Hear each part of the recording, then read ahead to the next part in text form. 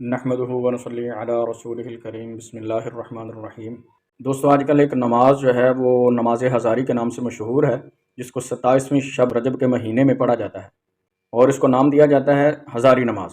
इसका शरीयत में कोई सबूत नहीं है और इसको इस नीयत से पढ़ना कि जी इसके पढ़ने से हज़ार नमाज़ों का सवाब मिलता है या गुनाह सारे मुआफ़ हो जाते हैं, ये एक बिदअत है।